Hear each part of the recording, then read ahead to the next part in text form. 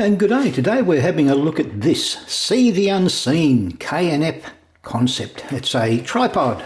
As it says, professional accessory. This is a carbon fibre tripod, little travel one that I've bought.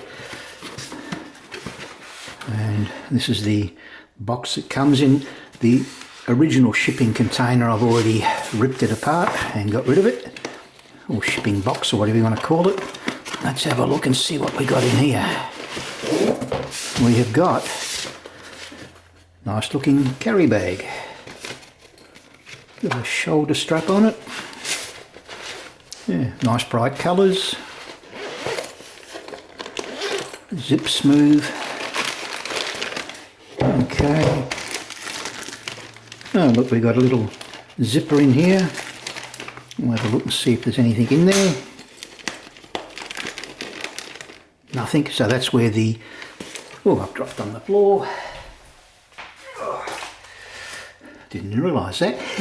I just dropped that down on the floor. So there's a couple of Allen keys, looks like some instructions. So the Allen keys, I'll be putting them in that little pocket in there. The tripod itself, let's have a look at it.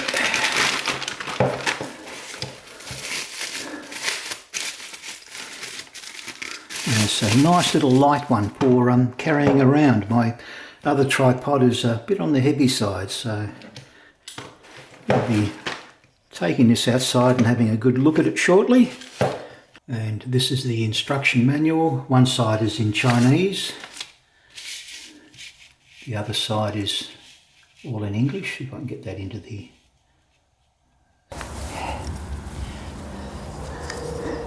Now we're having a quick look outside with the K&F Concept travel tripod. It's made of carbon fibre.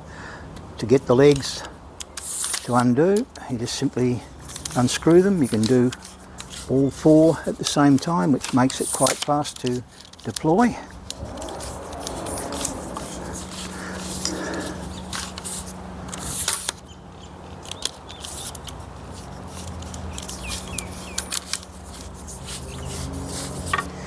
And we have locking mechanism, which is a bit unusual. You push these little buttons in and it'll lock in to the different spots. There's three different locations. That's the first one. You push it on the back, lift it up a fraction, push in again. You'll feel a second. That's locked in a second. Push up, and where is it? That's the third position, so it will be moved around a few times.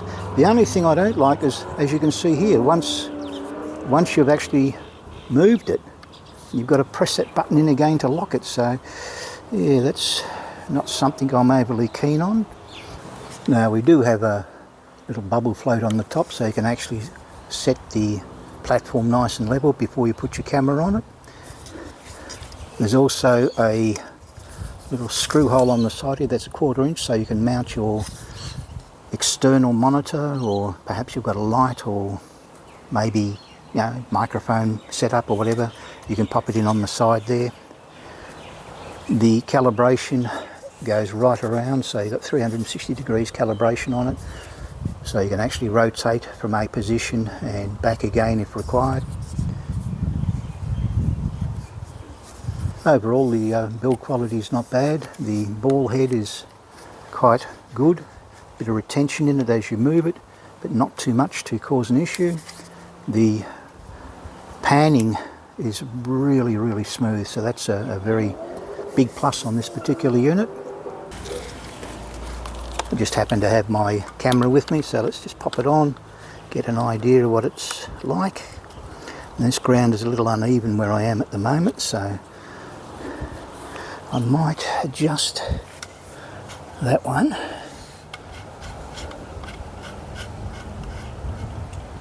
That's a bit better. Now,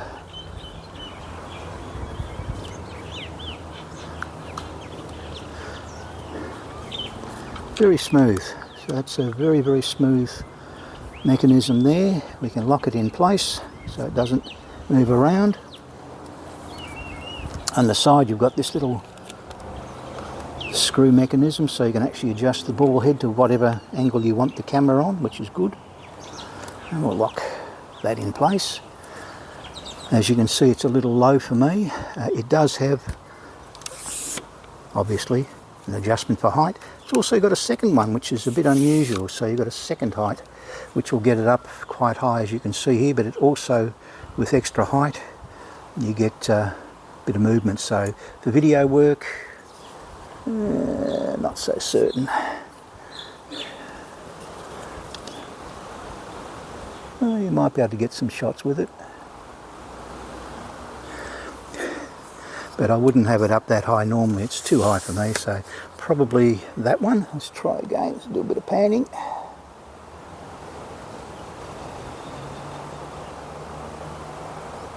Yeah, it's nice and smooth. That, I must admit, can't complain with that. We'll take this off.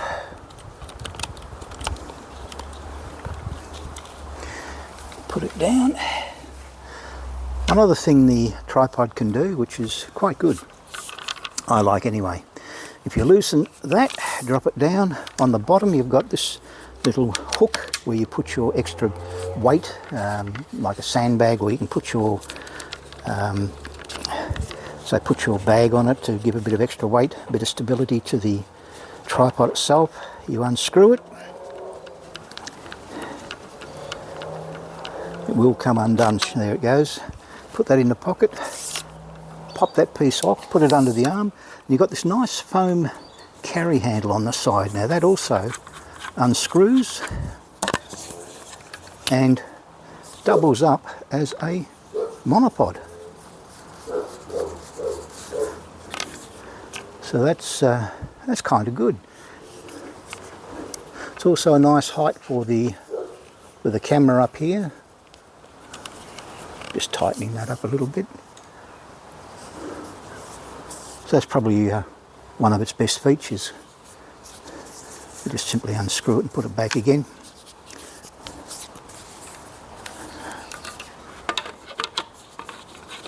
So as you can see, it's quite easy to manipulate where you want it.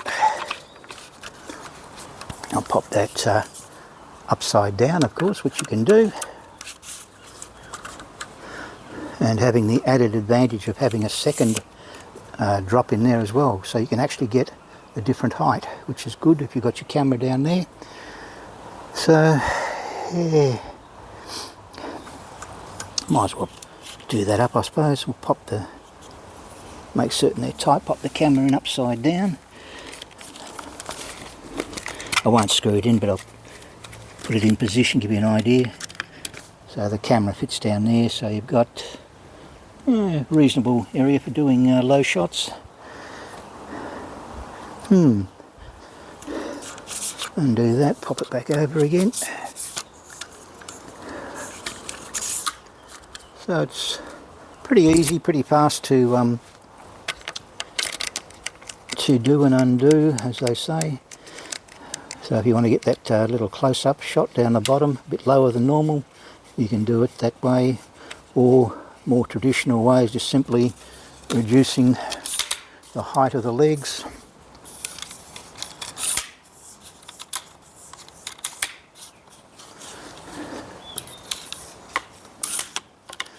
Which does basically the same thing, so you can get your camera down fairly low.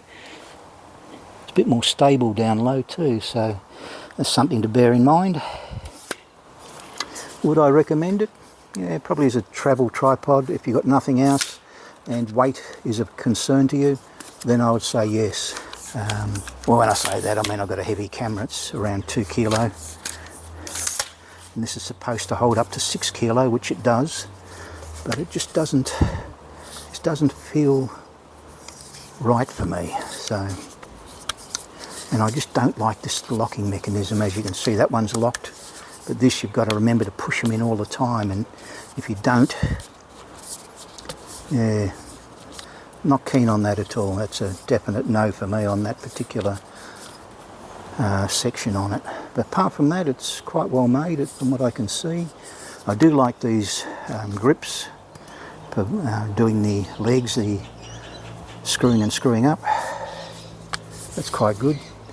The head itself, very smooth, no complaints there. It holds the plate on the top here very nicely. Overall, you know, it's not too bad. I mean, if you've got nothing else and weight, as I said, is a concern to you, yeah, definitely pop it in your bag and take it with you. Now, hopefully you've enjoyed watching the video. Yeah, thumbs up, thumbs down, either way, doesn't matter. Maybe you've got a completely different opinion of this particular tripod. Leave a comment, tell me about it, and I'll have a read and, you know, either agree or disagree, whichever it happens to be. Anyway, hopefully I'll get to see you on the very next video, whatever it happens to be at the time. All the best till then. Bye for now.